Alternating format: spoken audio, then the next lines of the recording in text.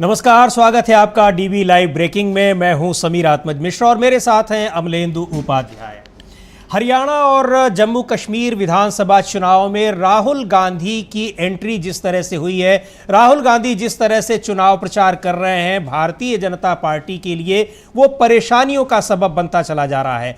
लगातार राहुल गांधी की सभाओं में उमड़ती भीड़, राहुल गांधी के भाषण और जनता से जुड़े मुद्दों को जिस तरह से राहुल गांधी उठा रहे हैं, उन सवालों के, उन मुद्दों के जवाब ऐसा लग रहा है कि भारतीय जनता पार्टी के पास नहीं है। वो चाहे जम्मू कश्मीर में हो, चाहे हरियाणा में हो। हरियाणा की सभाओं में राहुल गांधी ने जिस तरह से जनता के तमाम मुद्दों को, युवाओं के मुद्दों को, अग्निपथ योजना को, इस तरह के जिन मुद्दों को उठाया, उनको लेकर भारतीय जनता पार्टी इस समय परेशानी में है, क्योंकि 10 साल की एंटी इनकम्बेंसी उसको परेशान किए हुए है। अपनी उपलब्धियों को बताने के पास उसके लिए चीज़ें नहीं हैं, वो अपनी उपलब्धियां बताने के लिए उसके पास इस तरह की बातें नहीं हैं। वहीं दूसरी ओर जब इस तरह की समस्याओं को राहुल गांधी उठा रहे हैं तो उनका जवाब देते उससे नहीं बन रहा है। इसका कारण यह है कि लगातार जिस तरह से जम्मू कश्मीर में हो, चाहे हरियाणा में हो, वहाँ भारतीय जनता पार्टी के नेताओं के बयान ये बता रहे हैं, वो व्यक्तिगत हमले इसीलिए कर रहे हैं, चाहे वहाँ के स्थानीय नेताओं के हो, चाहे राहुल गांधी के ऊपर हो, चाहे कांग्रेस पार्टी के नेताओं के ऊपर या फिर पार्टी के ऊपर। जम्मू कश्मीर में भी आज राहुल गांधी की 2 सभाएं होनी है, सांबा में और थंब में। और इसके अलावा हरियाणा में कल राहुल गांधी की 2 सभाएं हुई।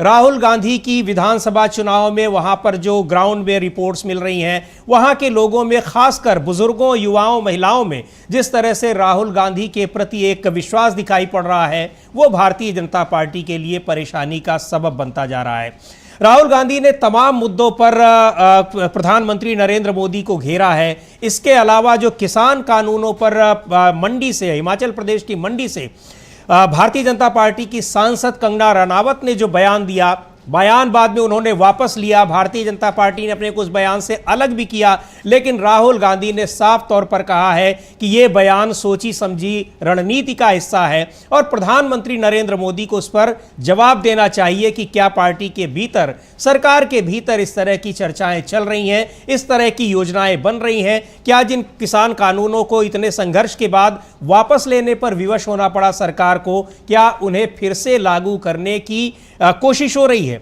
षड्यंत्र हो रहा है? ये चीजें राहुल गांधी ने ये सारे सवाल राहुल गांधी ने पूछे हैं। और आज जम्मू में जब उनकी रैली होगी तो एक बार सुनते हैं कि राहुल गांधी क्या कह रहे हैं इन मसलों पर, और लगातार वो सवाल पूछ रहे हैं प्रधानमंत्री नरेंद्र मोदी से। नमस्कार। ये बीजेपी के जो लोग होते हैं, ये आइडियाज को टेस्ट करते रहते हैं। ये किसी से कहते हैं कि आप ये आइडिया पब्लिक में रखिए और फिर रिएक्शन देखते हैं।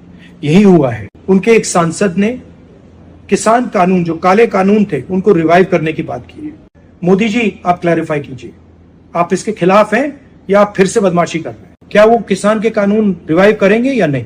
और अगर करेंगे तो फिर मैं आपको गारंटी दे रहा हूं कि इंडिया गठबंधन पूरा इनके खिलाफ खड़ा हो जाएगा। 700 लोग शहीद हुए हैं, उनकी याद करनी है, उनकी रिस्पेक्ट करनी है। मोदी जी ने 2 मिनट मौन नहीं रखने दिया था, हम ये कभी नहीं भूलेंगे। धन्यवाद। बेहद गुस्से में एक तरह से दिया ये बयान है, ये वीडियो जारी कर राहुल गांधी ने खुद कहा, सवाल किया कि प्रधानमंत्री जवाब दें। 700 से ज़्यादा किसानों की मौत हुई किसान आंदोलनों के दौरान। किसान आंदोलन 1 साल से ज़्यादा समय तक किसान सड़कों पर, दिल्ली की सीमाओं पर सड़कों पर बैठे रहे। चुनाव में नुकसान की आशंका को देखते हुए सरकार ने, प्रधानमंत्री नरेंद्र मोदी ने खुद उनके कृषि कानूनों को वापस लिया और अब ये आशंका जताई जा रही है कि क्या सरकार फिर से उन कृषि कानूनों को लाने की कोशिश कर रही है, क्योंकि भारतीय जनता पार्टी की जिम्मेदार नेता, सांसद और कंगना रनावत ने यह बात सीधे तौर पर कही है कि उन कृषि कानूनों को फिर से वापस लाना चाहिए। हरियाणा में अपनी सभाओं में भी इस तरह की बातें राहुल गांधी ने उठाई और राहुल गांधी ये जो लगातार उनकी सभाएं हो रही हैं, हरियाणा में उनकी पहली सभा रही, लेकिन जिस तरह से लोगों का उत्साह दिखा, ये उत्साह राहुल गांधी सीधे तौर पर बता रहे हैं कि हरियाणा में कांग्रेस पार्टी क्लीन स्वीप करने जा रही है, यानी बिना कोई टक्कर नहीं है और वो सरकार बनाने वहां जा रही है। ये दावा किया है राहुल गांधी ने। सुनते हैं क्या कहा राहुल गांधी ने। चुनाव में कांग्रेस पार्टी स्वीप करने जा रही है, स्वीप करने जा रही है, आंधी आ रही है। नरेंद्र मोदी क्या करते हैं? काले कानून लाते हैं। हरियाणा के किसानों का कर्जा माफ नहीं होगा, आपको सही एमएसपी नहीं मिलेगी, बेरोजगारी है, महंगाई है, सारी की सारी प्लानिंग 10-15 लोगों के लिए होती है। हम सबकी सरकार बनाएंगे, किसी एक की सरकार नहीं होगी, पूरे हरियाणा की सरकार होगी। मैं आपको शुरुआत की बात कर रहा हूं। पहला कदम महिला शक्ति, 2000 रुपए हर महीने महिलाओं को और 500 रुपए का गैस सिलेंडर। दूसरा कदम, जो 2 लाख वैकेंसीज सरकार में आज खाली पड़ी है युवाओं के लिए, हम वो भर के आपको दे देंगे। किसान को एमएसपी गारंटी करके हरियाणा की सरकार देगी, और जो आपका बीमा का पैसा है, जैसे ही नुकसान होगा उसके एकदम बाद आपको बीमा का पैसा मिलेगा। गरीबों के लिए घर, 100 गज के प्लॉट। सीधे तौर पर राहुल गांधी निशाना साध रहे हैं और एक बड़ा सवाल उन्होंने उठाया कि यह सरकार बनेगी, क्लीन स्वीप कर रही है, कांग्रेस पार्टी सरकार बनाने जा रही है और यह सरकार हरियाणा के लोगों की होगी, केवल 2 लोगों की नहीं होगी। यह बड़ा सवाल अमलेंदु जी राहुल गांधी ने उठाया है और जाहिर सी बात है कि उनका निशाना किस पर है। सीधे तौर पर और लगातार ये कहते रहे हैं, अब हरियाणा की चुनावी सभाओं में भी उन्होंने कहा कि वो किसानों का कर्जा माफ करेंगे, कुछ उद्योगपतियों का, 1-2 उद्योगपतियों का अरबों खरबों रुपए का कर्जा नहीं माफ करेंगे। तो उनका सीधा निशाना किस पर है और शायद ये हरियाणा की जनता को बताने में, समझाने में वो सफल भी हो रहे हैं। बिल्कुल समीर जी, राहुल गांधी हरियाणा की जनता को बताने में सफल हो रहे हैं और जो उन्होंने एक अडानी टैक्स की बात कही थी समीर जी, उसको कल उन्होंने और एम्पलीफाई किया हरियाणा में। और फिर उन्होंने कहा कि जो अडानी का पोर्ट है उस पर हज़ारों किलो ड्रग्स मिला और उसमें कोई पकड़ा नहीं गया और ना किसी पर कोई एक्शन हुआ, ये भी राहुल गांधी ने कहा। तो ये इसको लेकर लगातार सवाल उठते रहे कि जो बताया गया था कि साहब 3000 किलो ड्रग्स पकड़ा गया है और अरबों रुपए का ड्रग्स बताया जाता है, वो मुंद्रा एयरपोर्ट जो कहलाता है अडानी जी का है, उस पर पकड़ा गया था, उसको लेकर बहुत सारे सवाल उठे थे और उस पर कोई भी जाँच भी अभी तक उसका हुई पता नहीं, अभी तक हमारे सामने नहीं आया कोई जाँच हुई हो, कोई उस पर निष्कर्ष निकला हो और किसी की गिरफ्तारी हुई हो, कोई पकड़ा गया हो, कहाँ से आया, कहाँ गया वो, ये भी पता नहीं चल रहा। तो इसको लेकर भी राहुल गांधी ने बहुत सारे सवाल उठाए। रोजी रोटी रोजगार के मसले तो राहुल गांधी उठा ही रहे हैं, लेकिन अडानी को लेकर जिस तरीके से उन्होंने सवाल उठाए उससे भी भारतीय जनता पार्टी में परेशानी है। और अडानी का मामला सीधे सीधे किसानों से भी जुड़ा हुआ है जी। वो जम्मू कश्मीर के सेब के किसानों से भी जुड़ा हुआ है और हरियाणा के धान के और गेहूं के किसानों से भी जुड़ा हुआ है। बिल्कुल। तो ये मतलब किसानों को उन्होंने जिस तरीके से जोड़ा, जम्मू से लेकर के कश्मीर से लेकर और हरियाणा तक, और उनका फिर जो अडानी कनेक्शन है उसको लेकर जिस तरीके से राहुल गांधी ने हमला किया, उससे भारतीय जनता पार्टी बहुत ज़्यादा विचलित है। दूसरी बात समीर जी, जो कंगना रनौत के बयान पर राहुल गांधी ने अपना वीडियो जारी किया, उन्होंने कहा कि मोदी जी आप कहिए कि आप बदमाशी नहीं करेंगे। समीर जी, अगर ये किसी और मुद्दे पर वीडियो होता और ये बदमाशी शब्द का इस्तेमाल किया होता तो भारतीय जनता पार्टी आग बबूला हो जाती और तमाम जगह प्रदर्शन हो रहे होते, राहुल गांधी के पुतले फूके जा रहे होते। लेकिन भारतीय जनता पार्टी की हिम्मत नहीं पड़ी कि राहुल गांधी के इस बयान पर चूं चपड़ भी करे, एक शब्द भी बोले कि राहुल गांधी ने ये कैसे कहा कि मोदी जी आप बदमाशी नहीं करेंगे। चूंकि अगर इस पर कोई प्रतिक्रिया दी जाएगी तो राहुल गांधी का ये वीडियो जो बहुत वायरल होगा, और ये वीडियो वायरल होगा तो भारतीय जनता पार्टी को और परेशानी पैदा हो जाएगी। तो इस पर खामोशी लगा ली गई और कंगना रनौत के बयान से एकदम से पल्ला झाड़ लिया गया, पीछे हट गए। हालांकि जो कांग्रेस का आरोप ये है, शक्ति सिंह गोयल उसने प्रेस कॉन्फ्रेंस कर रहे थे, हम लोग जो अपना लाइव कर रहे थे ठीक उसी समय, और उन्होंने कहा भी कि कंगना रनौत ने जो कहा है वो चूंकि मोदी जी की बहुत नजदीकी है, तो जो मोदी जी के मन की बात है वही कंगना रनौत के मन की बात है। उन्होंने कोई अलग से नहीं कहा है, मोदी जी जो चाहते हैं वो कहा है। बिल्कुल, उन्होंने सीधे तौर पर कहा कि अगर कंगना रनावत की बात से बीजेपी और प्रधानमंत्री नरेंद्र मोदी इत्तेफाक नहीं रखते हैं तो कंगना रनावत पर कार्रवाई की जानी चाहिए, और कार्रवाई नहीं की जा रही है इसका मतलब पूरी पार्टी उनके इस वक्तव्य से सहमत है, उसकी भी वही राय है। बिल्कुल वैसे ही जैसे लोकसभा चुनाव से ठीक पहले भारतीय जनता पार्टी के कई सांसदों ने, नेताओं ने यह कहा था कि 400 पार का नारा पार्टी इसलिए दे रही है ताकि वो संविधान में बदलाव कर सके।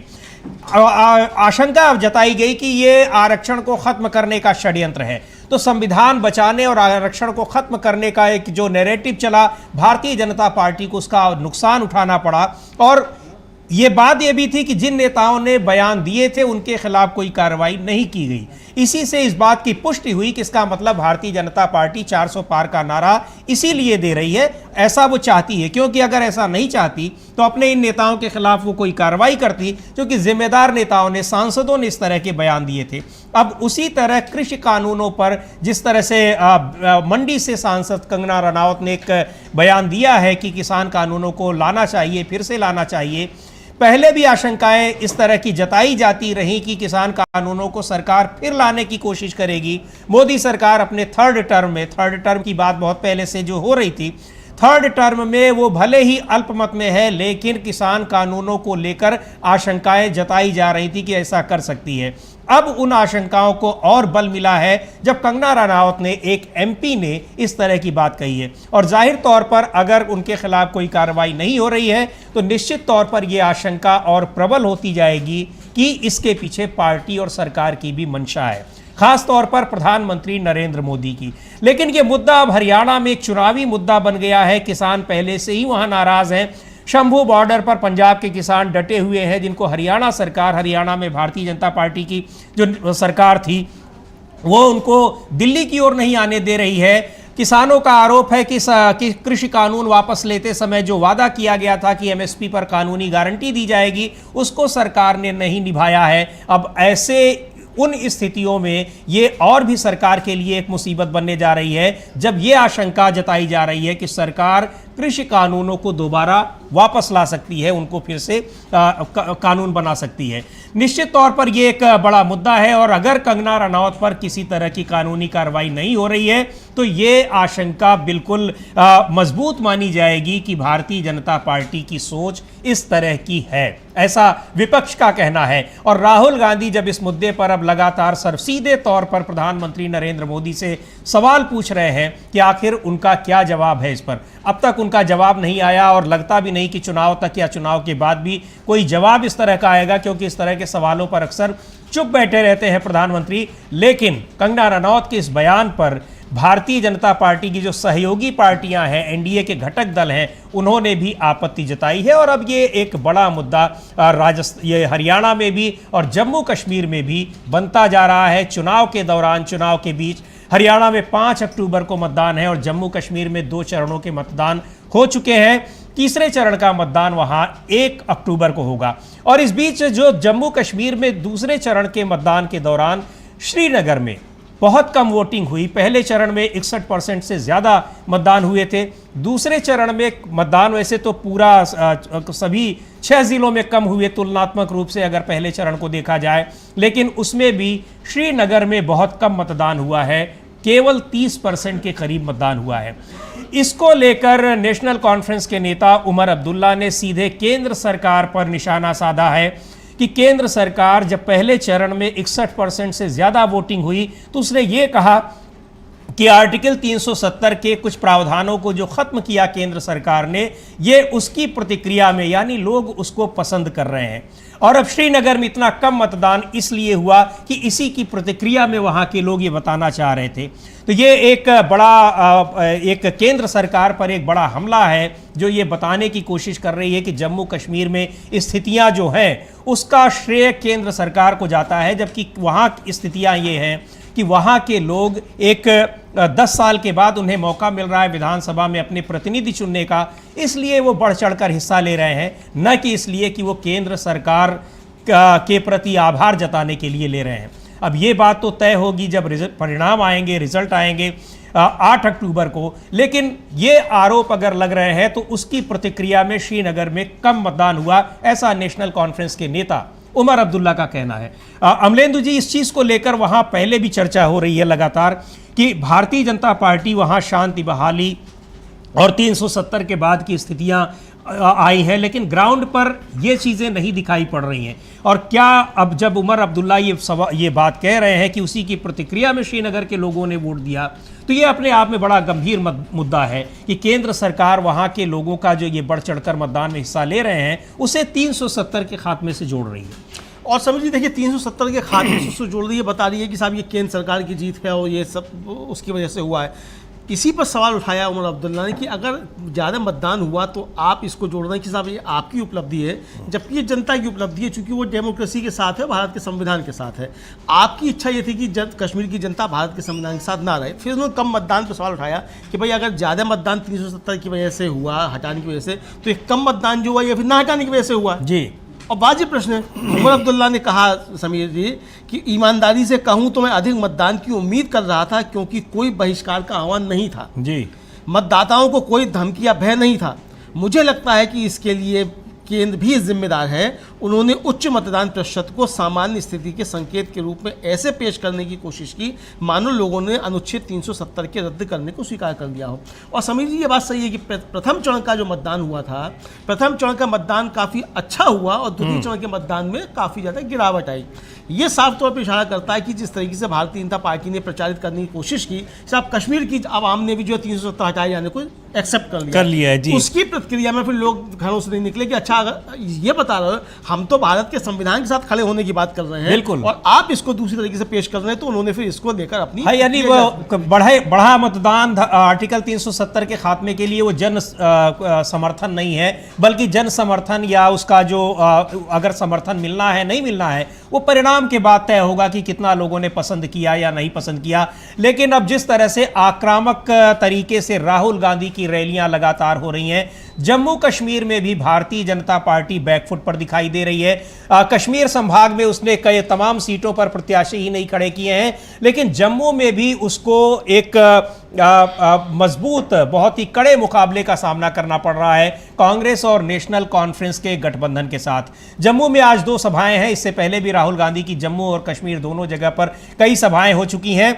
अब हरियाणा और जम्मू कश्मीर के विधानसभा चुनाव ये तय करेंगे सीधे तौर पर कि भारतीय जनता पार्टी का शीर्ष नेतृत्व कितना प्रभावशाली है जनता के बीच में, विशेषकर जम्मू कश्मीर में, क्योंकि 2019 के बाद से वहां 2018 के बाद से ही राष्ट्रपति शासन है और राष्ट्रपति लेफ्टिनेंट गवर्नर के जरिए वहां पर केंद्र सरकार ही सरकार चला रही है।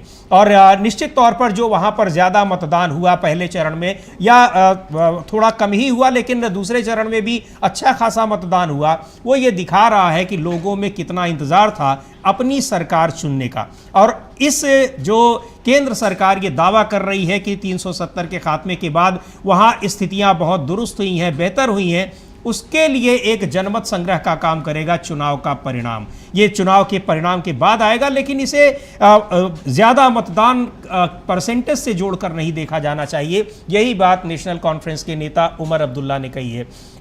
लेकिन जिस तरह से किसानों का मुद्दा, जवानों का मुद्दा और युवाओं का मुद्दा, युवाओं में भी सबसे ज़्यादा जो ये अग्निपथ का मुद्दा है, राहुल गांधी लगातार उसको उठा रहे हैं। और इसके अलावा जो अवैध तरीके से जाने वाले हरियाणा, पंजाब के तमाम इलाकों से, दूसरे इलाकों से भी सबसे ज़्यादा यहाँ से जाते हैं, जो डंकी एक व्यवस्था है अवैध तरीके से। इस तरह के मूलभूत मुद्दों को जब राहुल गांधी उठा रहे हैं तो निश्चित तौर पर यह भारतीय जनता पार्टी के लिए परेशानी का सबब बनता जा रहा है। डंकी मुद्दे को भी राहुल गांधी ने खुद इस तरह के पीड़ित लोगों के पास गए और उन्होंने एक वीडियो के जरिए उस पूरी समस्या को समझाया है। हम कोशिश करेंगे कि उस वीडियो के कुछ अंश को आपको दिखाएं। ये वो विजुअल्स हैं जब डंकी सिस्टम से जो लोग अमेरिका गए हैं, कनाडा गए हैं। ये अमेरिका के एक युवक के घर करनाल में राहुल गांधी गए और वहां पर उन्होंने देखा कि किस तरह से लोग इतना ज़्यादा पैसा खर्च करके भेजते हैं और वो भी अवैध तरीके से। वो लोग वहां जाकर किन परिस्थितियों का, किन दिक्कतों का सामना करते हैं और यहाँ पर उनके परिजन भी उनके इंतज़ार में परेशान रहते हैं। बहुत सारी चीज़ें हैं, बहुत सारी दिक्कतें होती हैं। इस तरह के जो मूलभूत मुद्दे उठाकर राहुल गांधी वहाँ पर राज्य सरकार को भी और केंद्र की सरकार को भी परेशानी में डाल रहे हैं, उससे वहाँ की जनता राहुल गांधी पर भरोसा कर रही है और उसका भरोसा लगातार बढ़ता जा रहा है। ये हम लोगों ने कल जो राहुल गांधी की 2 रैलियां थी हरियाणा में, पहली बार वहाँ पर रैली थी हरियाणा विधानसभा चुनाव के दौरान, उन रैलियों में आए लोगों की भीड़ को देखकर ये महसूस हुआ और वहाँ जो बातचीत हुई, वहाँ जो लोग मिले, उन्होंने जिस तरह से राहुल गांधी के प्रति विश्वास जताया, तो वो दिखा रहा है अमलेंदु जी कि ये भारतीय जनता पार्टी के लिए काफ़ी मुश्किलें आ रही हैं। भारतीय जनता पार्टी के नेताओं के बयानों का तरीका भी ये दिखा रहा है कि वो बैकफुट पर है। बिल्कुल समीर जी बैकफुट पर नहीं हो, बल्कि देखा जाए राहुल गांधी ने जो सवाल उठाए, किसानों के सवाल उठाए, पलायन के सवाल उठाए, डंकी रूट के सवाल उठाए, उसके साइड इफेक्ट्स अब सामने आने लगे हैं। आज सुबह ही जो पंजाब में भारतीय जनता पार्टी के प्रदेश अध्यक्ष सुनील जाखड़ जी, उनका त्यागपत्र आ चुका है। और ये समीर जी जिस तरीके से देखिए, जम्मू कश्मीर और हरियाणा के बीच में जो राज्य पड़ता है वो पंजाब है, तो राहुल गांधी और जम्मू कश्मीर से और हरियाणा के बीच जो बातें कर रहे थे उनका असर पंजाब पर भी पड़ता है। और कंगना रनौत का जो बयान था वो सीधे सीधे एक तरीके से देखा जाए वो पंजाब के ऊपर भी प्रहार था, और पंजाब में इसको लेकर सख्त प्रतिक्रियाएं हुई थी।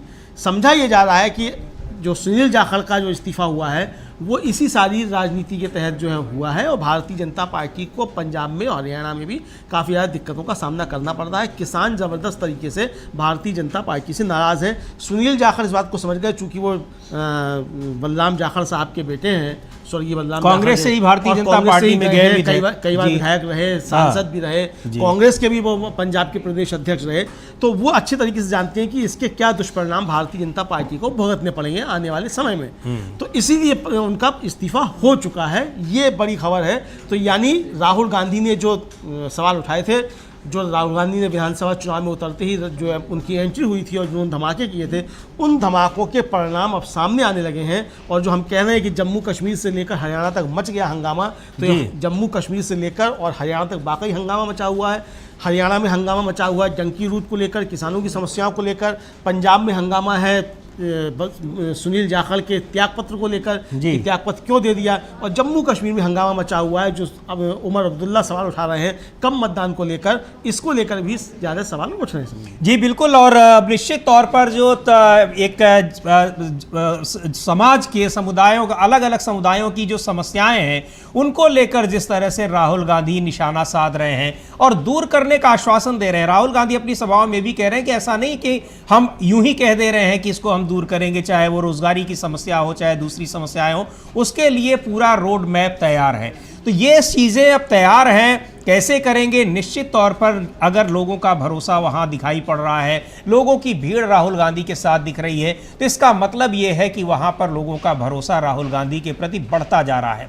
और इसे इस तरह से भी देखा जा सकता है कि लोकसभा चुनाव में भी ये भारतीय जनता पार्टी को कहीं से भी ये उम्मीद नहीं रही होगी कि 2019 में जो उसने हरियाणा की 10 की 10 सीटें जीती थी वो आधी हो जाएंगी और 5 सांसद उसके हार जाएंगे। निश्चित तौर पर उन सारी चीज़ों के पीछे एक राहुल गांधी की लोकप्रियता है। और बिल्कुल सही बात है, अभी अमलेंदु जी ने कहा कि जम्मू कश्मीर से लेकर हरियाणा तक ये लगातार उनके दौरे, चुनावी दौरे हों, चाहे वो व्यक्तिगत तौर पर डंकी रूट के पीड़ितों से मिलने गए हों, ये सारे दौरे दिखा रहे हैं कि किस तरह से उनके इन दौरों से जनता में उनकी लोकप्रियता बढ़ रही है। और दूसरी तरफ भारतीय जनता पार्टी में एक हंगामा बचा हुआ है और भारतीय जनता पार्टी बैकफुट पर दिखाई पड़ रही है। भारतीय जनता पार्टी के जो तमाम नेता हैं उनके बयानों से भी ये दिखाई पड़ रहा है। 2 दिन पहले प्रधानमंत्री नरेंद्र मोदी की भी रैली थी हरियाणा में, और वहाँ भी उनके पास उन्होंने भी उन्हीं मुद्दों को उठाया जो 10 साल पहले, यानी जब न तो केंद्र में उनकी सरकार थी न हरियाणा में, तब जिन मुद्दों को उठा रहे थे आज भी उन्हीं मुद्दों को उठा रहे हैं। इसका मतलब 10 साल के सरकार का परफॉर्मेंस इन आरोपों से की तुलना में, ये आरोप उनकी तुलना में कहीं ज़्यादा उनको प्रभावी लग रहे हैं ये लोगों को। और लेकिन आम लोगों को वहाँ ये लग रहा है कि आखिर आप अपने 10 साल की उपलब्धियों का जिक्र क्यों नहीं कर रहे हैं। हरियाणा के लोगों को आप ये क्यों नहीं बता रहे हैं कि अग्निपथ योजना से क्या फ़ायदा मिल रहा है, क्योंकि हरियाणा के लोग, वहाँ के युवा अच्छे से समझ रहे हैं कि अग्निपथ योजना से क्या फ़ायदा मिलेगा, तो अग्निपथ योजना के फ़ायदे नहीं बता पा रहे हैं। 84 करोड़ लोगों, 80-84 करोड़ लोगों को जो राशन दिया जा रहा है आप उसके फ़ायदे नहीं बता रहे हैं। गैस सिलेंडर, ये तमाम जो योजनाएं हैं जिनको आप बार बार बताते हैं उपलब्धि के तौर पर, आखिर हरियाणा के लोगों को या जम्मू कश्मीर के लोगों को आप क्यों नहीं बता रहे हैं? और क्यों नहीं उनको जवाब, वहाँ के लोग ये सवाल पूछ रहे हैं कि आप ये जवाब क्यों नहीं दे रहे हैं कि एमएसपी की गारंटी जो आपने वादा किया था, प्रधानमंत्री नरेंद्र मोदी ने वादा किया था, उसको आखिर अब तक पूरा क्यों नहीं किया जा रहा है। एक बार फिर सुनते हैं इन सब के बीच जो कृषि कानूनों को दोबारा लाने की आशंका जताई जा रही है विपक्षी नेताओं की ओर से, और खुद भारतीय जनता पार्टी के तमाम नेता उन आशंकाओं को और मजबूत कर रहे हैं। उस पर राहुल गांधी ने क्या सवाल पूछा है प्रधानमंत्री नरेंद्र मोदी से। नमस्कार। ये बीजेपी के जो लोग होते हैं ये आइडियाज को टेस्ट करते रहते हैं। ये किसी से कहते हैं कि आप ये आइडिया पब्लिक में रखिए और फिर रिएक्शन देखते हैं। यही हुआ है। उनके एक सांसद ने किसान कानून, जो काले कानून थे, उनको रिवाइव करने की बात की है। मोदी जी, आप क्लैरिफाई कीजिए, आप इसके खिलाफ हैं या आप फिर से बदमाशी कर रहे हैं? क्या वो किसान के कानून रिवाइव करेंगे या नहीं? और अगर करेंगे तो फिर मैं आपको गारंटी दे रहा हूं कि इंडिया गठबंधन पूरा इनके खिलाफ खड़ा हो जाएगा। 700 लोग शहीद हुए हैं, उनकी याद करनी है, उनकी रिस्पेक्ट करनी है। मोदी जी ने 2 मिनट मौन नहीं रखने दिया था, हम ये कभी नहीं भूलेंगे। धन्यवाद। बड़ी महत्वपूर्ण बात है कि इंडिया गठबंधन पूरा इसके खिलाफ उतर आएगा सड़कों पर। राहुल गांधी जब भी बात कर रहे हैं वो इंडिया गठबंधन की बात कर रहे हैं। इंडिया गठबंधन में जिस तरह से मजबूती लगातार चुनाव के बाद भी दिखाई पड़ रही है, भले ही केंद्र में सरकार नहीं बनी इंडिया गठबंधन की, लेकिन उसके बावजूद जिस तरह से इंडिया गठबंधन के घटक दल एक साथ दिखाई पड़ रहे हैं, वो भी भारतीय जनता पार्टी के लिए एक मुसीबत का सबब है, परेशानी का सबब है, क्योंकि एनडीए गठबंधन के घटक दलों के बीच लगातार तोड़फोड़ की खबरें या फिर उथल पुथल की खबरें आ रही हैं। चाहे महाराष्ट्र में हो, चाहे बिहार में हो, चाहे आंध्र प्रदेश में हो, जहां भी, या सीधे तौर पर अभी तत्कालीन देखें तो हरियाणा में हो, एनडीए गठबंधन के साथ जो भी दल थे वो सब अलग चुनाव लड़ रहे हैं। तो ये भी एक बड़ा महत्वपूर्ण सवाल है कि एनडीए गठबंधन के घटक दल टूटते जा रहे हैं या उनके बीच में एक बिखराव की कोशिशें देखी जा रही हैं, बिखराव हो रहा है। और भारतीय जनता पार्टी के लिए ये भी मुसीबत का सबब है, क्योंकि हरियाणा, महाराष्ट्र चुनाव के बाद, जम्मू कश्मीर चुनाव के बाद ऐसा कहा जा रहा है कि अगर इन राज्यों में हार हुई तो सीधे प्रधानमंत्री नरेंद्र मोदी के ऊपर इसका असर पड़ सकता है। अमलेंदु जी। बिल्कुल समीर जी, और ये साफ समझ में आ रहा है। देखिए, हालांकि प्रधानमंत्री को बचाने की कोशिशें अभी से शुरू हो गई हैं कि इसके लिए जिम्मेदार प्रधानमंत्री को ना बचाया जाए, और इसके लिए खोजे जाने लगे हैं कि किसके सिर पे जो है ये इसका ठीकरा फोड़ा जाएगा। इस तरीके की चीज़ें सब शुरू हो गई हैं, लेकिन पूरी योजना भारतीय जनता पार्टी की है कि इन चुनावों में हार के लिए प्रधानमंत्री को जिम्मेदार न ठहराया जाए। लेकिन जब सारी जगहों पर आप जीत का श्रेय लेते हैं तो जब हार होगी तो वो भी आपको लेना पड़ेगा ना। भाई, लोकसभा चुनाव में जब सारी गारंटियां आपकी थी तो गारंटियां फेल हुई, तो गारंटी फेल होने की भी गारंटी आप ही की है। तो इन राज्यों में भी आपकी ही गारंटी होगी, किसी और की गारंटी नहीं होगी। लेकिन भारतीय जनता पार्टी अब इसको समझ रही है कि ये गारंटी मोदी जी की जो किस तरीके से फेल हो चुकी हैं। और राहुल गांधी ने कहा भी, अपने सभाओं में भी कहा कि हमने उनका जो था वो गुरूर तोड़ दिया एक तरीके से प्रधानमंत्री का। वो जो जिस तरीके से बातें करते थे, उनका अंदाज बदल गया, उनका अंदाज बदल गया। सारी बातें राहुल गांधी ने कही, और ये भी कहा कि लोगों ने जनतंत्र को बचा लिया, मतलब लोकतंत्र को बचा लिया देश के आवाम ने। तो ये सारी बातें राहुल गांधी ने कही, तो प्रधानमंत्री नरेंद्र मोदी के ऊपर दबाव काफ़ी बढ़ गया। और आपने बिल्कुल सही कहा कि जिम्मेदारी प्रधानमंत्री नरेंद्र मोदी के ऊपर ही आएगी। भले ही अमित शाह जी कितनी सवाल कर रहे हो, बातें कुछ कर रहे हो, जेपी नड्डा जी कुछ कर रहे हो जी, जिम्मेदारी जो है वो प्रधानमंत्री नरेंद्र मोदी के ऊपर ही आएगी। बिल्कुल। और अपने दर्शकों को एक बार फिर बता दें कि आज जम्मू में राहुल गांधी की 2 सभाएं हैं। अब से कुछ देर बाद उनकी सभा शुरू हो जाएगी। आपको हम सभा स्थल तक ले जाएंगे, लेकिन लगातार जम्मू कश्मीर के तमाम इलाकों में वहां पर जिस तरह से राहुल गांधी के लगातार दौरे हो रहे हैं, लोगों में राहुल गांधी के प्रति एक विश्वास दिख रहा है, वो भारतीय जनता पार्टी के लिए परेशानी बनता चला जा रहा है। चाहे हरियाणा में हो, चाहे जम्मू में। जम्मू में आज उनकी 2 सभाएं हैं और आपसे कुछ देर बाद उनकी सभा शुरू होगी। आपको हम सभा स्थल तक सीधे जोड़ने की कोशिश करेंगे। और जम्मू में इससे पहले भी राहुल गांधी की सभा हो चुकी है, श्रीनगर में भी हुई है। लगातार वहां पर चुनावी दौरे पर राहुल गांधी जा रहे हैं और लोगों का उनको समर्थन मिल रहा है। लोगों का एक तरह से भरोसा एक दिखाई पड़ रहा है कि उनके प्रति बढ़ा हुआ है, क्योंकि उन्होंने अपने भारत जोड़ो यात्रा का समापन भी जम्मू कश्मीर में किया था और उस समय भी ये दिखाई पड़ा था कि किस तरह से लोग राहुल गांधी के समर्थन में वहां दिख रहे हैं। तो आज जम्मू कश्मीर में उनकी 2 सभाएं हैं। अब से कुछ देर बाद उनकी एक सभा शुरू होगी और वहां हम आपको ले चलने की कोशिश करेंगे, जोड़ने की कोशिश करेंगे। हरियाणा में भी उनकी कल सभा रही और सभा में जिस तरह से उन्होंने सीधे तौर पर हरियाणा के लोगों के सामने ये बात रखी कि जो हमारी सरकार बनेगी, बहुत ही आत्मविश्वास के साथ उन्होंने दावा किया सभा में कि कांग्रेस की सरकार बनने जा रही है, क्लीन स्वीप कर रही है। यानी कोई ऐसा नहीं कि थोड़ी मेजॉरिटी के साथ बनने जा रही है, बल्कि क्लीन स्वीप करने जा रही है, यानी जिसको एक साधारण भाषा में कहते हैं कि कोई नहीं है टक्कर में, उस टाइप का बयान था राहुल गांधी का। एक बार सुनेंगे क्या कहा उन्होंने, लेकिन ये दिखा रहा है कि ये आत्मविश्वास वहां के लोगों का, जिस तरह से उनको जन समर्थन मिल रहा है, निश्चित तौर पर उसी का ये रिफ्लेक्शन है। राहुल गांधी ने आम लोगों की वहां जो समस्याएं उठाई, चाहे वो किसान हैं, चाहे वो युवा हैं, चाहे वो तैयारी करने वाले इन परीक्षाओं की हैं, सेना में जाने की या फिर दूसरी नौकरियों में जाने की, इन सारे मुद्दों को लेकर वहां के तमाम लोगों में उनके प्रति एक विश्वास दिखाई पड़ रहा है। सुनते हैं क्या कहा था राहुल गांधी ने सरकार हरियाणा में कांग्रेस पार्टी के प्रदर्शन को लेकर, सरकार बनने को लेकर। अग्निवीर का मैं आपको 2 मिनट में समझाता हूं।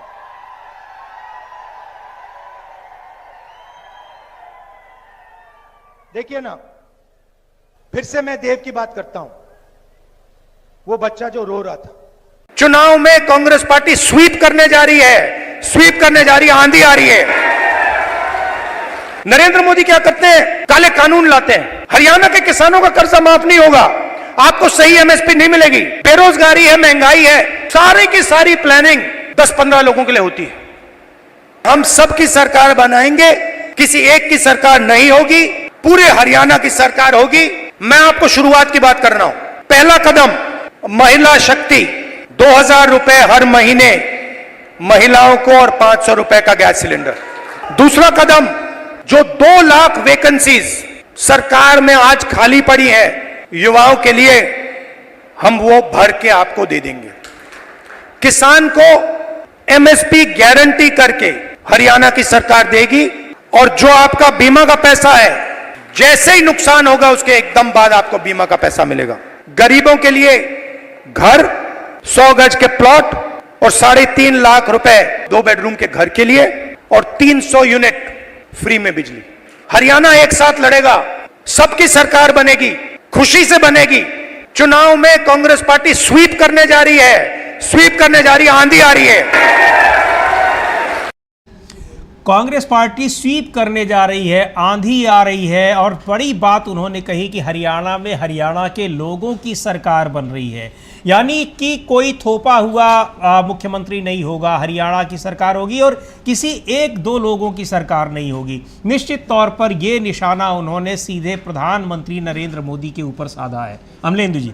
बिल्कुल समीर जी, प्रधानमंत्री नरेंद्र मोदी के ऊपर ही निशाना साधा है, और कहा भी उन्होंने स्पष्ट कहा है कि मतलब कि हम दो हमारे दो की एक तरीके से सरकार नहीं होगी जो 2 लोगों के लिए काम होता है। और कहा उन्होंने कि प्रधानमंत्री अडानी के लिए काम करते हैं, साफ तौर पर कहा राहुल गांधी, और कई बार इस बात को राहुल गांधी कह चुके हैं। तो राहुल गांधी ने जो बातें कही समीर जी, वो एक तो जनता को आश्वस्त किया कि ये जनता की सरकार होगी, जो तेलंगाना में कहा था जनताना सरकार, तो ये जनता की सरकार होगी। तो ये हरियाणा के लोगों को भी राहुल गांधी ने बताया है कि हरियाणा में जनता की सरकार होगी, जो कांग्रेस की सरकार चुनकर आएगी, यानी वो जनता की सरकार होगी, जनता के लिए काम करेगी। ये साफ तौर पर उन्होंने संकेत दिया, मतलब साफ संकेत क्या दिया, स्पष्ट तौर पर कह दिया।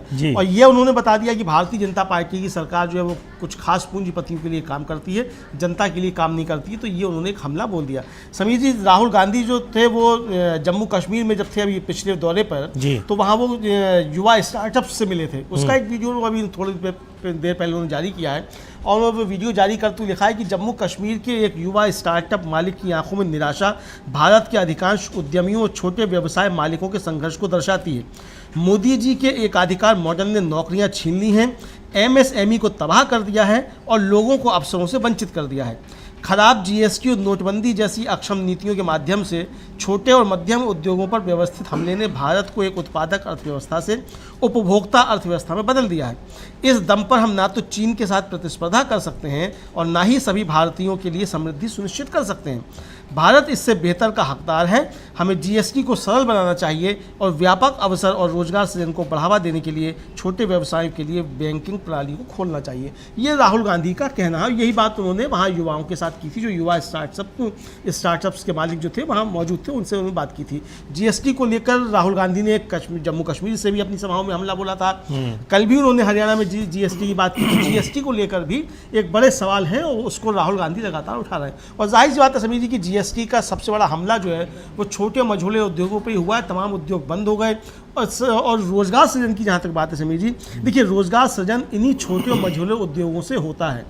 बिल्कुल। बड़ी इंडस्ट्रीज से उस तरीके का रोजगार सृजन नहीं होता कि बड़े हिस्से को रोजगार मिल सके। रोजगार इन छोटे से ही रोजगारों स्टार्टअप से ही मिलता है और इन्हीं को जो है वो जीएसटी के जरिए ख़त्म किया जा रहा है। ये राहुल गांधी का कहना है और ये हम लोग लगातार देख रहे हैं कि जीएसटी किस तरीके से छोटे उद्योगों को और छोटे व्यापारी जो हैं उनको तबाह कर रही है समीर जी। बिल्कुल, यही वो लगातार अपनी सभाओं में या जो लोगों से मिल रहे हैं, लोगों के साथ बैठकें कर रहे हैं, तो बिल्कुल आम लोगों की जो समस्याएं हैं उन पर बात कर रहे हैं, उन पर चर्चा कर रहे हैं। वो ये नहीं आरोप लगा रहे हैं कि इस तरह के आरोप जिनका आम आदमी से कोई उसका मतलब ना हो, किसी के ऊपर व्यक्तिगत आरोप नहीं लगा रहे हैं, बल्कि सीधे तौर पर उनका निशाना भी अगर है तो सरकार पर है, प्रधानमंत्री पर है। और प्रधानमंत्री पर तो जाहिर सी बात है कि चूंकि वो चुने हुए देश के प्रधानमंत्री हैं, तो निश्चित तौर पर अगर कोई समस्या है, अगर कोई कमियां हैं, तो प्रधानमंत्री के ऊपर ही निशाना साधा जाएगा। और लगातार ये आरोप कि वो कुछ एक पूंजीपतियों के लिए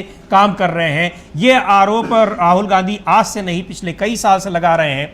और लगातार जो तमाम रिपोर्ट्स आ रही हैं, तमाम चीज़ें निकल कर आ रही हैं, उनसे धीरे धीरे राहुल गांधी के वो आरोप सही साबित होते दिखाई पड़ रहे हैं। चाहे वो हिंडनबर्ग की रिपोर्ट हो, चाहे और भी बहुत सारी रिपोर्ट्स हों और बहुत सारे चीज़ें हों, जिनसे ये साफ साबित हो रहा है कि राहुल गांधी ने 4 साल पहले, 5 साल पहले, 3 साल पहले जो चीज़ें कही थी, और जो विश्वास की बात है कि राहुल गांधी के प्रति लोगों का विश्वास क्यों है, ये विश्वास इसलिए है कि राहुल गांधी तथ्यों के आधार पर आरोप लगाए थे, अपने आरोप पर वो लगातार कायम रहे।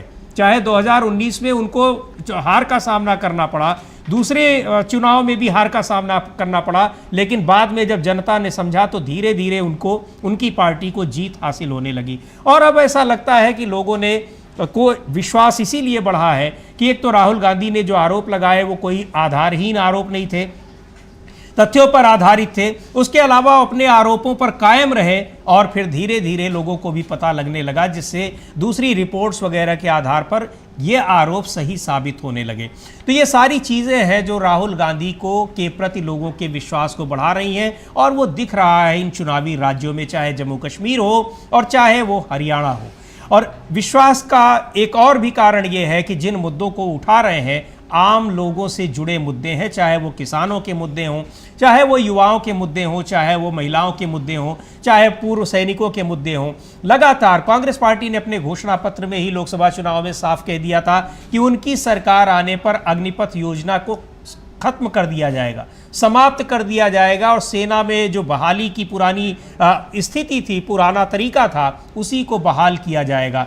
तो इस पर भी हरियाणा के युवा हों चाहे दूसरे राज्यों के युवा हों, उनको इस पर भरोसा रहा और वो चीज़ें हरियाणा में खास तौर पर, चूँकि वहाँ बड़ी संख्या में इन नौकरियों में छात्र जाते हैं, तैयारी करते हैं, वहाँ ये चीज़ें दिखाई पड़ रही हैं। और राहुल गांधी इस तरह के मुद्दों को लेकर लोगों के बीच जा रहे हैं, लगातार उठा रहे हैं, चाहे वो डंकी रूट से बाहर विदेश भेजने का मामला हो, अवैध तरीके से भेजने का मामला, चाहे ये व्यापारियों से जुड़ा हुआ, छोटे व्यापारियों से जुड़ा जीएसटी का मामला हो, किसानों का मामला हो। और किसानों पर जहां अब ये जो आशंकाएं बढ़ रही हैं, तेज हो रही हैं कि सरकार फिर से कृषि कानून ला सकती है, तो उस पर राहुल गांधी ने जमकर घेरा सरकार को और ये कहा कि बीजेपी का कोई एमपी अगर इस तरह का बयान दे रहा है तो वो साधारण बयान नहीं हो सकता है, उसके पीछे सोची समझी रणनीति होगी, साजिश होगी और प्रधानमंत्री नरेंद्र मोदी को खुद उसका जवाब देना चाहिए। बहुत तल्ख शब्दों में उन्होंने प्रधानमंत्री से सवाल किया,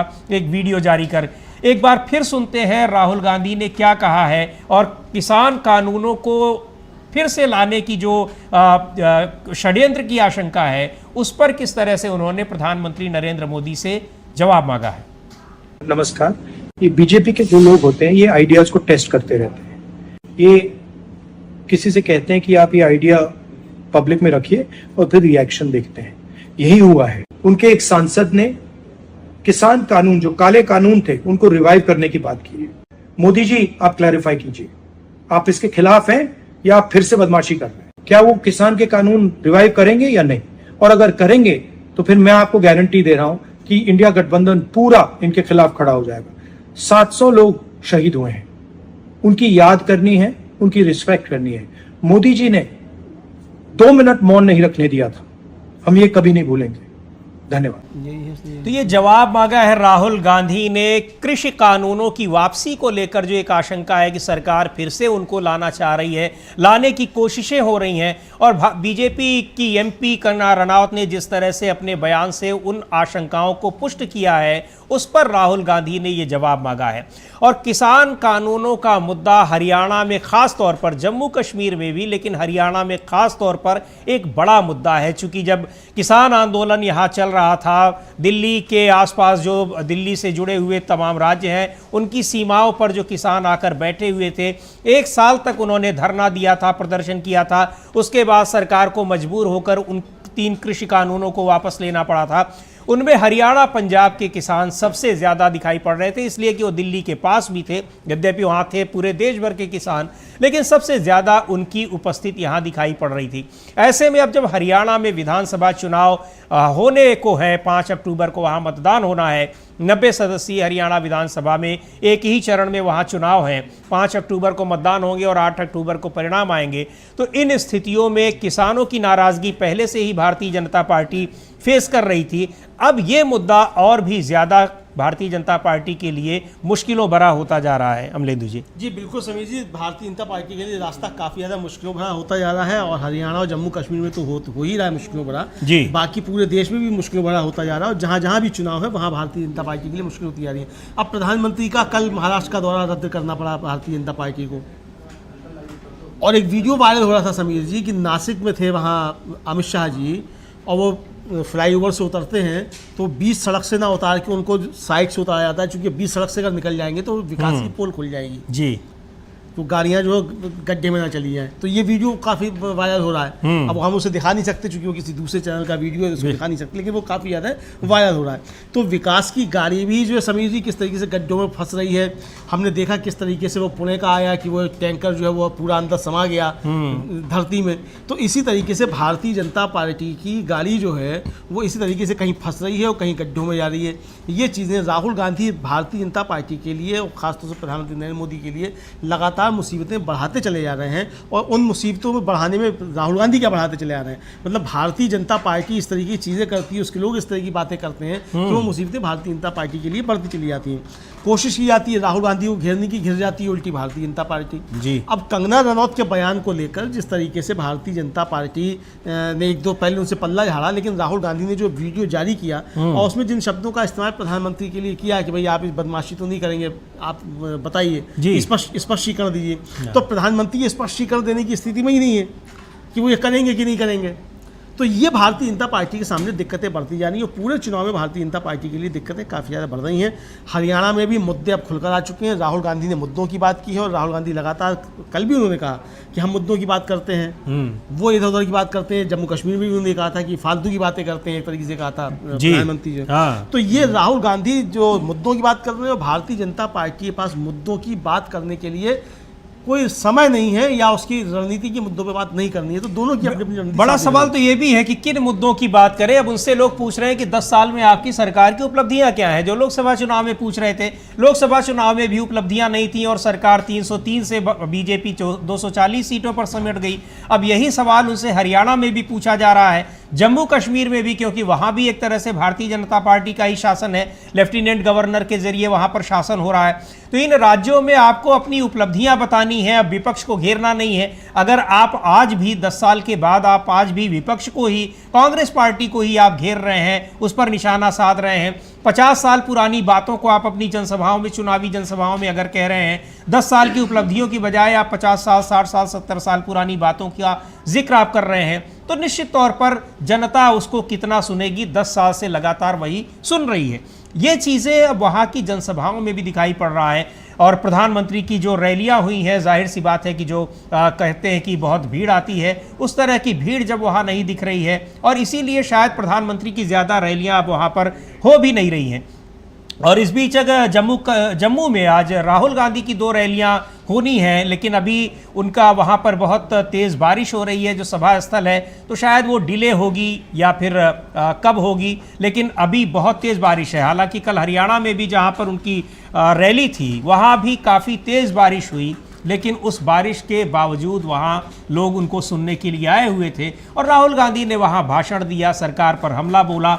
सरकार से ये कहा कि यहाँ हरियाणा के लोगों से कि यहाँ जो सरकार बनेगी वो हरियाणा के लोगों की सरकार होगी। हालांकि लोकतंत्र में सरकार लोगों की ही होती है, लेकिन एक बड़ा सवाल उठाया जो लगातार वो उठाते हैं कि यहाँ सरकार और संगठन सिर्फ एक या दो लोग चलाते हैं, तो हरियाणा में जो सरकार बनेगी वो हरियाणा की सरकार होगी। यानी इसका मतलब वो साफ कहना चाह रहे थे कि जो दो मुख्यमंत्री हरियाणा में दिए गए 10 साल में, यानी एक मुख्यमंत्री तो 9.5 साल काम किए और एक मुख्यमंत्री को 6 महीने का टाइम मिला, ये लोग खुद सरकार चलाने में सक्षम नहीं थे, इनको गाइड कहीं और से किया जा रहा था। सीधे तौर पर उनका निशाना प्रधानमंत्री नरेंद्र मोदी की ओर था। लेकिन अब हरियाणा की जो सरकार बनेगी, यानी कांग्रेस पार्टी की जो सरकार बनेगी, वो हरियाणा के लोगों की सरकार होगी। एक बार सुनते हैं क्या कहा राहुल गांधी ने, लेकिन बड़ा सवाल उठाया, निशाना साधा, आरोप लगाया कांग्रेस भारतीय जनता पार्टी पर और खासकर प्रधानमंत्री नरेंद्र मोदी पर। चुनाव में कांग्रेस पार्टी स्वीप करने जा रही है, स्वीप करने जा रही है, आंधी आ रही है। नरेंद्र मोदी क्या करते हैं? काले कानून लाते हैं। हरियाणा के किसानों का कर्जा माफ नहीं होगा, आपको सही एमएसपी नहीं मिलेगी, बेरोजगारी है, महंगाई है, सारी की सारी प्लानिंग 10-15 लोगों के लिए होती है। हम सबकी सरकार बनाएंगे, किसी एक की सरकार नहीं होगी, पूरे हरियाणा की सरकार होगी। मैं आपको शुरुआत की बात कर रहा हूं। पहला कदम महिला शक्ति, 2000 रुपए हर महीने महिलाओं को और 500 रुपए का गैस सिलेंडर। दूसरा कदम, जो 2 लाख वैकेंसीज सरकार में आज खाली पड़ी है युवाओं के लिए, हम वो भर के आपको दे देंगे। किसान को एमएसपी गारंटी करके हरियाणा की सरकार देगी, और जो आपका बीमा का पैसा है, जैसे ही नुकसान होगा उसके एकदम बाद आपको बीमा का पैसा मिलेगा। गरीबों के लिए घर, 100 गज के प्लॉट और 3.5 लाख रुपए 2 बेडरूम के घर के लिए, और 300 यूनिट फ्री में बिजली। हरियाणा एक साथ लड़ेगा, सबकी सरकार बनेगी, खुशी से बनेगी। चुनाव में कांग्रेस पार्टी स्वीप करने जा रही है, स्वीप करने जा रही है, आंधी आ रही है। ये जिस तरह से लोगों से, आम लोगों से जुड़े मुद्दों पर राहुल गांधी बात कर रहे हैं, जाहिर सी बात है कि उससे युवा से लेकर बुजुर्ग से लेकर सभी लोग उससे प्रभावित हो रहे हैं। 2 लाख नौकरियां जो खाली पड़ी हैं, जिनको भरा नहीं जा रहा है, उसको भरने का वो आश्वासन दे रहे हैं। निश्चित तौर पर ये युवाओं के लिए एक बड़ी चीज़ है। और भारतीय जनता पार्टी की सरकार कहीं भी हो, केवल हरियाणा में ही नहीं, नौकरियों के नाम पर, नौकरियों का तो जिक्र ही करना छोड़ दिया है, रोजगार शब्द का जिक्र करते हैं, और ये नौकरियों को लेकर वो बिल्कुल बात नहीं करते हैं। विपक्ष ये आरोप लगाता है कि सरकार नौकरियां खा रही है, नौकरियों को कम करती जा रही है, और धीरे धीरे उसकी ये मंशा है कि कम से कम कर दिया जाए, ज़्यादातर चीज़ें प्राइवेट सेक्टर को दे दी जाएं, और प्राइवेट सेक्टर में मिलने वाली नौकरियों को भी वो सरकार अपनी उपलब्धि के तौर पर बताए। यही भारतीय जनता पार्टी की सरकारें दूसरी जगहों पर कर भी रही हैं। लेकिन राहुल गांधी ने उनको ये सीधे तौर पर कहा कि जो 2 लाख नौकरियां खाली पड़ी हैं उनको तुरंत भरा जाएगा, भर्ती की जाएगी। तो ये सारे मुद्दे ऐसे हैं जो जनता से जुड़े हुए हैं। बेरोजगारी की समस्या बहुत ज़्यादा है, सारे जगहों पर, हरियाणा में भी है। जो डंकी रूट का जिक्र राहुल गांधी की करनाल यात्रा से हुआ, और अमेरिका में जो अमित से मिले जिस युवा से और उसके घर गए करनाल में, वहाँ उन्होंने उस रूट से गए हुए तमाम लोगों से मुलाकात की जिन्हें अवैध तरीके से विदेशों में भेजा जाता है ताकि वो वहाँ पर कमाई कर सकें, कुछ अपना रोजी रोटी चला सकें। इसका मतलब कि उनको अपने यहाँ नौकरियों की दिक्कत है, यहाँ पर रोजगार के साधन नहीं है, इसलिए बाहर जाना पड़ रहा है अवैध तरीके से। एक बार देखेंगे कि किस तरह से वहाँ के लोगों के साथ, क्योंकि जब उसके गांव में गए अमित के यहाँ, तो वहाँ और भी परिवारों के लोग थे जिनके बच्चे विदेशों में रह रहे हैं। उन लोगों से बात की और उनकी समस्याएं सुनी। वहाँ एक बार हम देखेंगे कि वहाँ लोगों से राहुल गांधी ने क्या बातचीत की, किस तरह से इमोशनल तरीके से उनकी बातों को सुना, और लोगों ने अपनी जो दिक्कतें हैं वो साझा की वहाँ पे। तो आपको कैसा लगा कि ये अमेरिका गए? लगा तो बुरा, पर किया क्या जाए, चॉइस नहीं है यार, रोजगार तो है नहीं जी। रोजगार तो नहीं है ना, या कुछ काम ही नहीं है। मजबूरी में क्या करते सर, रात तो नींद नहीं आती थी जी। दोनों मियां मतलब रोते थे, बच्चे थे मगेर सुनेंगे, रोएंगे जी, क्या फायदा है। वहाँ में तो पता भी नहीं था जी, बेटे ने बताया लड़का है जी वहाँ, उसको मिल लिया, वो उन्हें बहुत हेल्प कर जी, बहुत हेल्प कर। तो आपको कैसा लगा? उसको तो बस सब याद करते हैं जी, सब रिश्तेदार याद करते हैं। उसके जाने के बाद मैं इतनी बीमार हो गई, मेरे 2 ऑपरेशन हो गए। उधर और रोता था, इधर मैं रोती थी हॉस्पिटल में। मम्मी आपका क्या हाल हो गया बेटा, क्या करे, कोई लाने वाला भी एक पापा है, किस किस को संभालेगा। घबराया होगा बिल्कुल।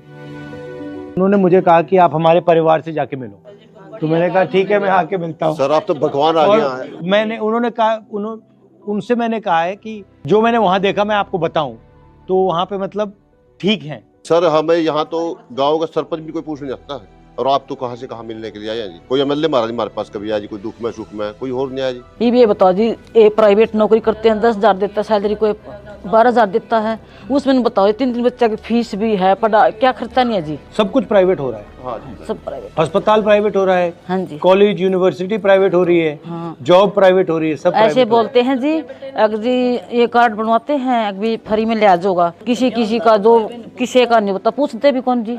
10 साल लाइन में लगा रखे जी, हरियाणा सरकार ने 10 साल लाइन लगा रखी है जी। आज ये कर दो, आज वो बदल दो, आज ये कर दो, आज होता कि।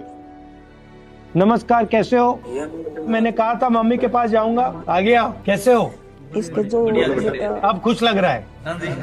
वैसे तो ठीक हो जाता ये जो। तो ये राहुल गांधी हरियाणा के करनाल ज़िले में घोगड़ीपुर गांव गए हुए थे, जहां वो उस अमित के परिवार से मिले। उसके परिवार के लोगों के साथ वो थे, आपने देखा किस तरह से बात कर रहे थे और लोग अपनी समस्याएं बता रहे थे। वहाँ दूसरे लोग भी आए हुए थे जिनके बच्चे बाहर रह रहे हैं। और इस अमित की मुलाकात राहुल गांधी अभी जब 8 से 10 सितंबर के दौरान अमेरिका में थे वहाँ हुई थी, जो डंकी रूट के ज़रिए ही अमेरिका गए हुए थे और वहाँ एक हादसे में घायल हो गए। पिछले 4 महीने से वहाँ पर वो घायल है। तो राहुल गांधी ने वादा किया था कि वहाँ जाकर भारत जब जाएंगे तो घोंगड़ीपुर गांव जाएंगे, अमित के गांव जाएंगे और उसके परिजनों की बातचीत कराएंगे अमित से, जो उन्होंने कराया। ये जो राहुल गांधी का दौरा था ये बिल्कुल चुनावी दौरा नहीं था। इस दौरे की जानकारी वहाँ के स्थानीय कांग्रेस के नेताओं को भी नहीं थी, लेकिन उसके बाद उन्होंने इस डंकी रूट की समस्या को जिस तरह से उठाया है पूरे हरियाणा में, उससे राहुल गांधी के प्रति लोगों का भरोसा और ज़्यादा बढ़ा है। उस पर उन्होंने एक वीडियो पूरा बनाया जिसमें उस पूरी समस्या को दिखाया है कि कैसे इस रूट से प्रभावित लोग, जो बच्चे जो विदेश जा रहे हैं वो भी वहाँ पर दिक्कतों का सामना कर रहे हैं, और उनके परिजन जो लाखों रुपए खर्च करके उनको भेज रहे हैं वो भी यहाँ पर दिक्कतों का सामना कर रहे हैं। और ऐसा इसलिए हो रहा है क्योंकि यहाँ पर उनके लिए रोजगार नहीं है। अमलेंदु जी। बिल्कुल समीर जी, और ये बड़ी समस्या है, और ये पंजाब और हरियाणा दोनों की समस्या बड़ी है। और राहुल गांधी ने बताया कि 15-16 हज़ार लोग जो हैं वो अमेरिका में इस तरीके से रास्ते से गए हुए हैं, और इस पर एक फिल्म भी बन चुकी है समीर जी, डंकी रूट के रास्ते। यानी ये एक बड़ी समस्या पिछले 10 वर्षों में बहुत ज़्यादा बढ़ी है। और वहाँ जो लोगों से राहुल गांधी ने बातचीत की, उसका जो वीडियो जारी किया, उसमें लोग कहते हैं, सुने जा रहे हैं कि चूंकि वहाँ हरियाणा में काम नहीं है। फिर ये सवाल भी किया, भाई आप अमेरिका आ गए, आपने दूसरे राज्यों में जाने की क्यों नहीं सोची? इस पर लोगों का कहना था कि दूसरे राज्यों में भी यही स्थिति है। हाँ। रोजगार कहाँ है? और तो यानी यहाँ जमीनें बेचकर भी लोग विदेश जा रहे हैं, अवैध रास्ते से जा रहे हैं, अवैध तरीके से जा रहे हैं, जान का रिस्क उठाकर जा रहे हैं, और तब जाकर अपना मतलब परिवार को पाल रहे हैं। इस तरह की चीज़ें आ रही हैं। तो यानी जो और समीर जी ये आंकड़े हैं कि जो पिछले 35 वर्षों में सबसे ज़्यादा बेरोजगारी इस समय है, तो ये मोदी जी की जो आर्थिक नीतियां हैं उनका ये परिणाम है, या भारतीय जनता पार्टी की आर्थिक नीतियां हैं उनका परिणाम है, जिसको भी आप समझिए। लेकिन बेरोजगारी की समस्या एक बड़ी समस्या बन गई है और पूरा देश इससे करहा रहा है। राहुल गांधी ने हरियाणा के लोगों के दिल पे एक तरीके से जो है वो मरहम लगाने का काम किया, और ये कहा उन्होंने कि हम कोई हवा की बातें नहीं करेंगे, हम जो कर सकते हैं उतनी ही बातें करेंगे। तो हम यहाँ इस तरीके की चीज़ें करने की कोशिश करेंगे कि लोगों को बाहर ना जाना पड़े। जी बिल्कुल, बाहर ना जाना पड़े। और सबसे बड़ी समस्या जो युवाओं में है वो बेरोजगारी की समस्या है। बता भी रहे थे कल हरियाणा की सभा में कि 2 लाख नौकरियां जो खाली पड़ी हैं उनको तुरंत भरा जाएगा सरकार आने पर। इसके अलावा अब अग्निपथ योजना तो केंद्र सरकार को लागू करना है, लेकिन जब लोकसभा चुनाव हो रहे थे तब कांग्रेस पार्टी ने अपने घोषणा पत्र में ये बात कही थी कि अग्निपथ योजना को समाप्त कर देंगे और पहले जो तरीका था सेना में भर्ती का उसी तरीके को बहाल किया जाएगा। अग्निपथ योजना इस योजना ने हरियाणा के लोगों को, युवाओं को, मुझे लगता है कि सबसे ज़्यादा अमलेदु जी नाराज़ किया है।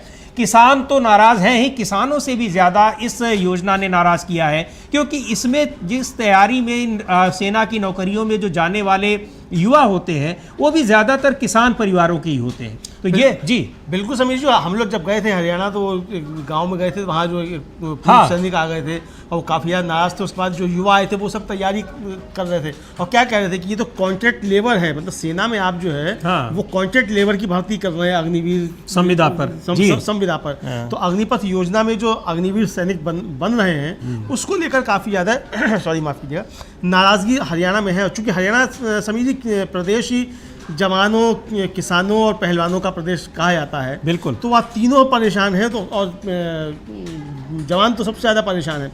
यानी सेना में भर्ती 4 साल की आपने कर दी, फिर आप अब अखिलेश यादव ने जो था वो मजाक में कहा था कि भाई ये हो सकता है पुलिस में भी भर्ती अब 4 हाँ, साल की कर दें। जी। और देखा गया कि उसके एक बाद पत्र वायरल हुआ था वायरल उसमें। नहीं, वायरल ही नहीं, वो वाकई जी, में था वो, हाँ। तो था, उसको फिर वापस लिया। जब अखिलेश यादव ने उसको कहा कि देखिए हमने कहा ही हो गया, तो उसको वापस लिया गया जी। कि ये धोखे से जारी हो गया, ये कहा गया। तो धोखे से ऐसी चीज जारी थोड़ी हो जाती है। इसका मतलब पुलिस में भी आप ये अग्निपथ योजना लेकर आएंगे, वहाँ भी अग्निवीर आप बनाएंगे।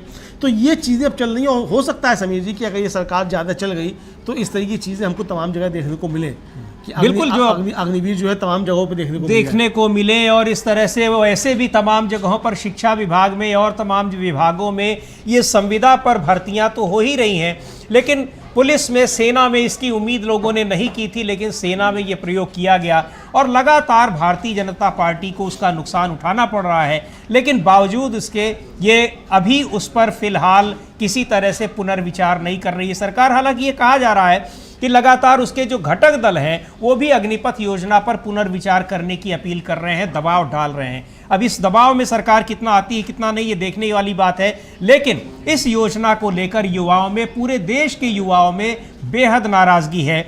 लोकसभा चुनाव में वो नाराजगी दिखाई पड़ी, भारतीय जनता पार्टी को हार का सामना करना पड़ा और अब हरियाणा विधानसभा चुनाव में भी ये बहुत संवेदनशील मुद्दा है और बहुत ही इस तरह का मुद्दा है जो भारतीय जनता पार्टी को नुकसान पहुंचाने जा रहा है।